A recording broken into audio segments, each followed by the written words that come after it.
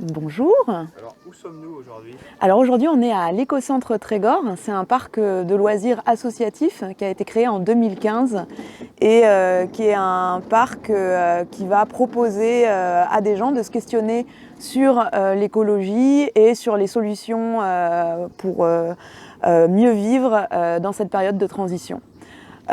Du coup, à l'écocentre, il va y avoir des sentiers thématiques. Un sentier sur l'énergie qui va expliquer ce que c'est que l'énergie, comment ça fonctionne, comment on s'en sert et comment on pourrait mieux s'en servir à l'avenir.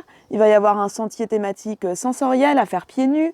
Il va y avoir également un grand potager de 5000 m² inspiré de l'agroécologie et de la permaculture, avec une partie forêt-jardin et une partie avec des planches qui vont expliquer ce que c'est que la rotation des cultures, ou les plans de campagne par exemple. Et il va y avoir aussi des petits sentiers dans la forêt qui sont des sentiers où on invite les gens à faire de la poésie, à chercher des dragons, des corrigans, voilà. Du coup, l'écocentre, depuis 2019 maintenant, a un escape game aussi. Cet escape game, c'est de ça qu'on va parler aujourd'hui, je crois. Oui, tout à fait. Donc, pourquoi vous êtes parti sur un escape game?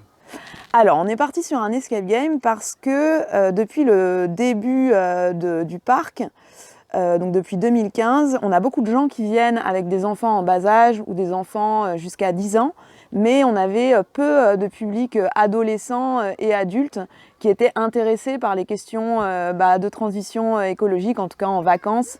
Et notre image, c'était vraiment, c'est pour les tout petits.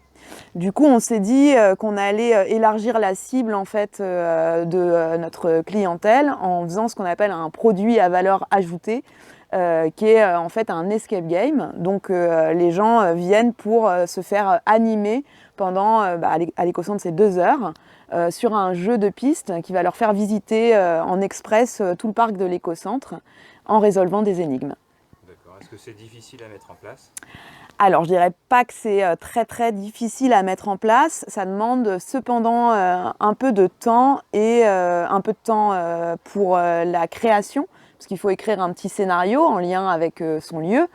Il faut aussi faire pas mal de petits bricolages pour que l'escape game ne soit pas que des réponses à des énigmes sur un petit cahier, ou des fois c'est un peu chiant comme ça. Faut du coup préparer des choses à manipuler pour les joueurs pour que ce soit attractif en fait. Donc ça, au niveau de la création, nous ça nous a pris 9 mois. Donc on était 6 personnes à écrire le scénario de l'escape game. Et on était une trentaine à construire tous les jouets, tous les modules en fait de manipulation qui permettent de jouer à l'escape. D'accord. Donc, il y a un scénario. Un scénario, oui. Alors un scénario, en général, un escape game, du coup, c'est quoi? En général, un escape game, c'est réussir à sortir d'une pièce dans un temps donné. Le problème dans des structures qui ont des beaux extérieurs, c'est qu'on a envie de faire quand même visiter ces endroits-là. Et du coup, nous, on a fait le choix de proposer des stations, des hotspots, des points chauds, sur lesquels les visiteurs vont résoudre des énigmes pour trouver un objet en particulier. Donc dans ce scénario-là, il y a un temps donné. Nous, c'est 1h30. Et en 1h30, les joueurs doivent trouver cet objet en allant sur les différents hotspots et en résolvant des énigmes. Dans le scénario, du coup, il y a quelque chose qui est assez important, c'est de se mettre bien dans la tête des gens et de comprendre les cheminements de pensée. Et évidemment, ne pas... en fait, il faut faire un petit schéma. Hein, donc, si tu trouves cette clé à tel endroit, elle va pouvoir ouvrir un coffre, mais qui est après dans l'histoire. Voilà. Donc, il y a toutes ces petites choses-là qui sont assez fines, finalement, on ne s'en rend pas trop compte, mais qui sont assez importantes pour le déroulement du jeu, quoi. D'accord. Est-ce qu'il y a des démarches administratives, réglementaires pour ce genre de jeu? Oui et non. Par exemple, nous, pour cette cabane qu'on a construite, effectivement, comme toute cabane qu'on construit, faut faire une demande de permis de construire au-delà de 16 m². de 20 mètres carrés, je crois. Notre cabane fait 16 mètres carrés, donc on a juste eu à faire un petit papier quand même, mais c'était pas extraordinaire. Tout peut se faire avec ce qu'on a sous la main. Nous, on insiste beaucoup à l'écocentre sur la récup. Et effectivement, tout ce qu'on a fait, c'était avec des ressources qu'on avait sur place.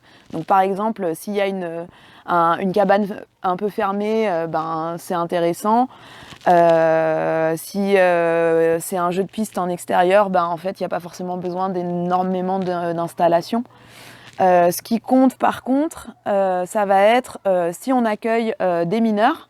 Nous, ce qu'on fait à l'écocentre sur cet escape game, c'est que le jeu est à partir de 11 ans, mais on va refuser d'enfermer des enfants de 11 ans tout seuls dans une pièce. Donc on va toujours demander à un adulte d'être présent sur le jeu, même s'il n'a pas envie de jouer. Puis finalement, les adultes, en fait, ils sont très très contents de faire un escape game aussi. Hein, donc ça pose pas tant de problèmes que ça.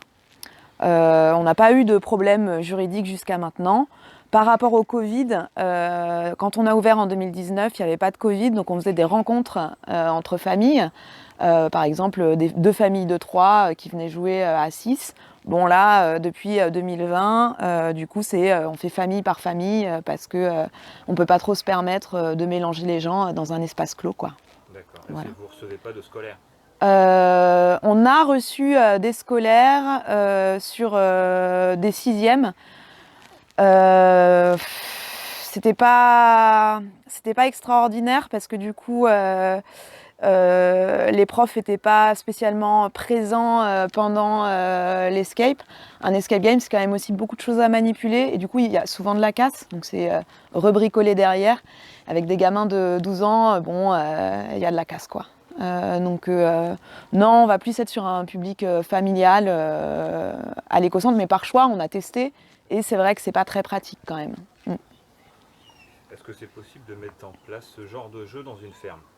C'est possible de mettre en place ce genre de jeu dans une ferme. Il y a pas mal d'exemples. Il y en a en Bretagne d'ailleurs.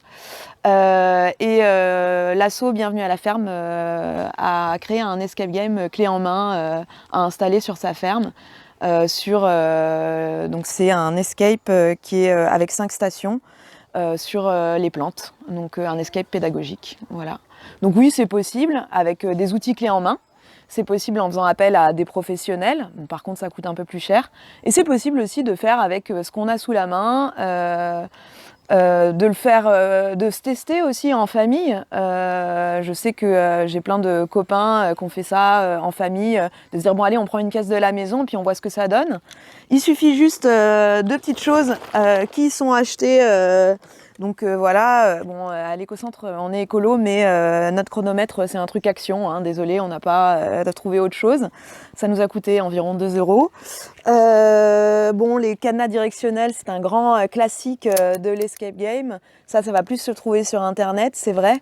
Mais la valise, voilà, elle nous a coûté 10 balles sur le Bon Coin. Y a moyen, avec des cadenas, même qu'on trouve chez Brico Cash ou Monsieur Bricolage, de faire des énigmes assez facilement et de trouver de quoi faire. Nous, on a plein de petits puzzles aussi qui sont faits avec des petites feuilles plastifiées comme ça. Voilà, une enveloppe trouvée à Bureau Vallée. C'est vraiment tout simple en fait, quoi. C'est vraiment des choses très simples. Ouais. Ce qui compte dans un escape game, ça va être d'avoir un scénario qui se tient en fait, et puis d'avoir un rythme un petit peu enlevé dans le jeu. Donc tout ça, ça va se faire pendant l'écriture et quand on construit les jeux. Et puis après, l'escape game, quand on crée un jeu, et ben en fait on l'adapte au fur et à mesure aussi. On va avoir des retours des clients qui viennent, qui vont dire oh bah ça c'était vraiment trop difficile. Bon bah ok. En fait ça change tout le temps. Hein. C'est un jeu qui s'adapte, voilà, à toutes les circonstances et voilà, qui va changer régulièrement. Nous on a ouvert ce scénario du coup en 2019 et depuis il y a toutes les énigmes qui ont légèrement changé. En fait on a adapté au fur et à mesure, voilà notre jeu. Alors, un petit conseil pour les gens qui veulent se lancer dans un escape game, bah déjà c'est de faire un escape game ou 2 ou 3 pour aller piquer des idées ailleurs. Ça se fait, hein, c'est très bien. Et autre chose, c'est qu'effectivement, quand on a un escape game chez soi, eh ben, c'est important d'être là et d'être là pour l'animation. Donc du coup, effectivement, c'est du temps qu'on prend. Mais c'est assez rigolo de prendre ce temps et de voir des familles se déchirer sur des énigmes.